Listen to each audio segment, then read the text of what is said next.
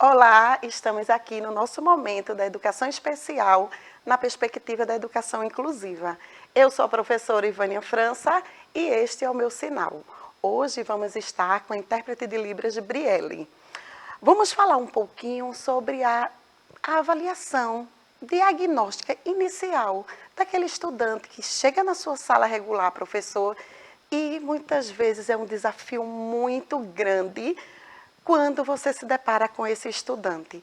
Vamos ver o que é que podemos fazer para minimizar esse desafio, para eliminar talvez as barreiras, mas dando um suporte necessário para que esse estudante ele consiga, sim, continuar fazendo parte de maneira prazerosa.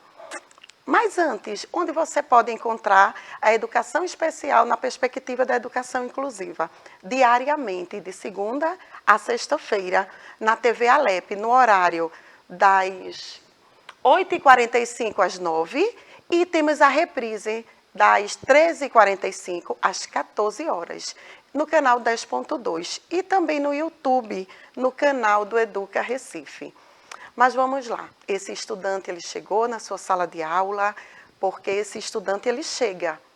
Eu costumo fazer uma referência em relação às mães. A mãe ela é engravida e ela sabe que vem um filho. E como será esse filho? Ela sabe que tem que dar conta desse filho. E ela começa a conhecer esse filho com o choro que ele está sujo, o choro que ele quer uma mamada. Ele quer se alimentar, ele só quer se trocar. Eu costumo falar que o professor não é muito diferente. O professor ele está lá e ele sabe que esse estudante ele vai chegar, porque a escola é para todos. Então esse estudante vai chegar. Então ele sabe que ele precisa dar um suporte, ter essa acolhida, ter esse trabalho voltado de maneira específica para esse estudante que chega. Então, e como é que vamos fazer isso? Com os demais estudantes também, a aprender a lidar, a conviver de maneira muito espontânea. Vamos falar um pouquinho sobre isso. E começamos com a avaliação diagnóstica. Mas como será essa avaliação diagnóstica? Será que precisa ser aquela avaliação formal, onde, às vezes, essa avaliação formal trava o estudante? Então, é interessante que o professor ele comece a fazer o registro de tudo que esse estudante ele vem se comportando, se ele está interagindo, se ele tem a autonomia de mexer na sua bolsa, de pegar um livro, de pegar um caderno, porque esse estudante ele pode estar com você aí na educação infantil, pode sim estar nos anos iniciais, no quinto, no sexto, no sétimo, no nono. A escola, como eu disse há pouco, é para todos. Então, em um dado momento, você vai se deparar com este desafio. Então, como eu vou agir com esse estudante? Ele chegou, ele precisa ser acolhido. Será que pegar esse estudante e deixar no cantinho lá com o professor de apoio, será que estamos incluindo? Será que estamos proporcionando esse trabalho interessante para esse estudante? Vamos falar mais um pouquinho sobre isso. Então, vamos ver aqui. O que diz Manzini, ele traz que há fatores biológicos e fatores ambientais que podem interferir na estratégia pedagógica. E também, por exemplo, o cansaço do aluno ou do professor, a não aceitação do aluno em realizar a atividade, o nível de complexidade da atividade, podendo ser de fácil realização, causando desmotivação, ou pelo contrário, de difícil realização, causando frustração, sono, reações adversas, de um provável remédio que o aluno faz uso, além de lugares com muita interferência sonora. Então, falando um pouquinho sobre o que Manzini deixa aqui para a gente precisa entender que tudo traz uma interferência. E o professor, ele conseguindo perceber, sendo mediador dessa situação, ele vai estar também atrelado à família. Então, o professor já vai entender se ele faz uso de medicamento, por que aquele sono, Então, vamos começar a se organizar melhor com a família, porque o foco nesse momento é o estudante. Então, o estudante é o alvo principal, tanto da família como do professor. Então, como é que vamos fazer isso? Como é que ele está interagindo com os demais estudantes? Porque ele precisa ter esse sentimento que pertence àquela sala de aula. Ele precisa entender que ele também vai fazer as atividades como os demais. Ou seja, mas ele ainda, o comprometimento dele é muito, precisa de muita ajuda. Então, ele vai receber a ajuda de acordo com o que ele tiver necessidade.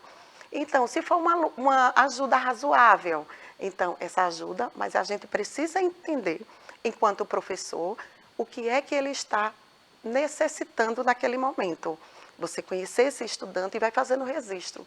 Tudo que você vai observando, isso já está sendo uma avaliação diagnóstica. Se ele tem autonomia de pegar um livro, de pegar um caderno. Vamos agora, eu quero todos os estudantes que estão do meu lado esquerdo, do meu lado direito, aqui na frente. Então, ele que faz parte daquele lado, ou seja direito, ou seja esquerdo, ou que esteja à sua frente, ele vai fazer parte também desse grupo. Então, vão todos lá para frente. Geralmente tem estudantes que eles são mais resistentes, eles ficam com vergonha, eles ficam inseguros, mas aí até você conquistar a confiança desse estudante, ele vai participar de uma maneira muito espontânea. Agora, tudo isso tem que ser conquistado e anotado, para que a gente não esqueça que tipo de abordagem vamos fazer amanhã com esse estudante, para que ele consiga fazer parte de maneira igualitária. Mas aí eu vou chamar ele lá na frente, mas aí se ele não sabe ler, como é que vamos fazer isso? Ele vai sim lá na frente, ele vai fazer parte igual a todos os outros. E ele vai fazer uma leitura de imagem, ele vai apresentar o seu livro, ele vai segurar, vai estar trabalhando o lado social dele, a desenvoltura, o ir e vir desse estudante. Então, ele vai começar aos poucos se organizando na maneira que, quando você menos esperar, ele já vai estar lembrando. Professora, vai chamar hoje não? Eu quero ir lá na frente. Então, assim, é algo construído. Também precisamos entender o momento desse estudante. Vamos lá.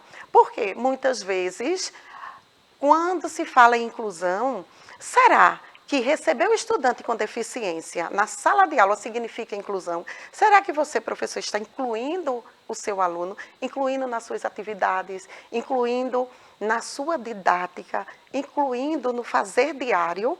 Ou esse estudante, ele está ali na sala, mas quem faz todo o trabalho é aquele que está apoiando? Então, se todos os outros abrem o livro na página 50 e aquele estudante com deficiência, será que ele está com uma outra folha, uma outra atividade? Então, ele não vai ter o sentimento que ele está incluído na sua sala de aula. Mas ele só vai rabiscar, o momento é dele, deixe ele pintar, deixe ele rabiscar, deixe ele ali naquele texto encontrar uma letra, uma vogal, uma palavra. Então, você que conhece o seu estudante, você que vai promover essa situação para que ele chegue em casa assim, muito feliz e entendendo que faz parte dessa sua sala de aula. Como vimos há pouco, a pergunta é: será que receber o estudante com deficiência na sala de aula significa inclusão? Então, isso não significa inclusão. Você não pode falar que eu tenho um estudante, 2 ou 3, e está incluída, a minha escola faz uma inclusão, se a sua prática, a sua atitude não faz realmente isso valer. O grande princípio da inclusão é promover a igualdade de oportunidades e a valorização das diferenças em todos os aspectos, seja pela diversidade étnica, culturais, sociais, intelectuais, físicas, sensoriais e de gêneros. Então, como falar de inclusão na sala de aula? Porque muitas vezes esse estudante, ele, na família, ele não tem essa oportunidade de se falar sobre a inclusão, sobre esse estudante com deficiência, que a gente precisa, sim, já desde a família, escutar sobre isso. Mas se não escuta, o professor, ele tem um papel fundamental de acolher, de incluir e de proporcionar essas atividades, esses momentos. Quando explicar para todos os seus estudantes em sala de aula que as diferenças, elas são naturais. Então, eles vão encontrar os estudantes que têm a deficiência ou não, uns que são melhores em português, outros em matemática, outros preferem ciências. Então, as diferenças de oportunidade, de habilidades, vão estar ali acontecendo. Vai também ter as diferenças onde um vai ser alto, outro vai ser mais baixo, com a mesma idade. Um vai ser mais cheinho, outro vai ser mais magrinho e tudo bem. É exatamente assim que acontece. Mas precisamos entender que focar nas semelhanças é uma boa forma também de abordar o tema. Então, onde é que somos parecidos? Será que, se eu separar essa minha turma hoje e passarmos um dia aqui, será quem é que vai sentir sede? Será quem vai sentir fome? Então, começar a fazer esse estudante entender que também tem muita coisa que somos parecidos, que somos iguais. E eles vão começar a entender o seu olhar, vai começar a olhar para o colega e entender no que ele é semelhante, no que ele pode ser diferente, e as pessoas se respeitarem como um todo. O estudante, ele vai entender que o tratamento com o outro deverá ser dentro da empatia, da bondade e da solidariedade. O importante, gente, é sempre conhecer o seu estudante. E como é conhecer esse estudante? Será que é só o nome? Será que isso basta para o professor? Você conhecer só o nome, a idade e que série ele está fazendo, que ano ele está cursando? Será que isso é suficiente? Ou a gente precisa conhecer a especificidade desse estudante? E não só o professor, como toda a escola, como todos os colegas. Então, a gente precisa, esse professor, ser sensível, estar mediando as situações para que as demais coisas vão acontecer de maneira muito espontânea e natural. Então, compreender de forma integral, buscando identificar suas necessidades de desenvolvimento no nível intelectual, físico, emocional, social e cultural. Aí eu chamo a atenção para o emocional, que é o primeiro aspecto que o professor percebe. Se o estudante ele está tranquilo, se ele está à vontade, ou se ele vai choroso, ou se ele vai tímido. Então, assim, abala logo o emocional. E o professor, quando chama lá na frente, então, tem estudante que ele se desorganiza. E se for uma atividade que o professor imponha, então, esse estudante ainda vai apresentar alguns conflitos. Então, que seja uma conquista diária e que ele consiga sentir, realmente, eu confio no meu professor, porque ele quer o meu melhor. Eu vou lá na frente e se eu não conseguir, ele não vai, ele vai me ajudar. Ou vai chamar algum coleguinha para ajudar. Então, conhecer a realidade do estudante, da família e da comunidade em que a escola e esses estudantes estão inseridos. Acolher as diferenças, reconhecendo que cada estudante é único, aprende de forma diferente e vive em um próprio contexto, no seu próprio contexto.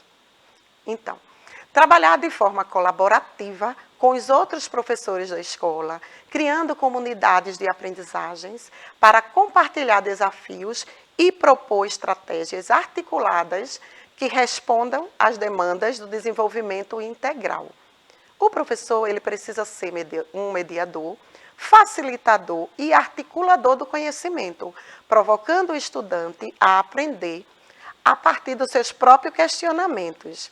O professor, ele deve acolher as diferenças e as considerar no processo ensino-aprendizagem, reconhecendo que cada estudante aprende de uma forma diferente, tem um contexto próprio e precisa ser reconhecido como um indivíduo. Mas vamos continuar essa conversa no nosso próximo momento. Até lá!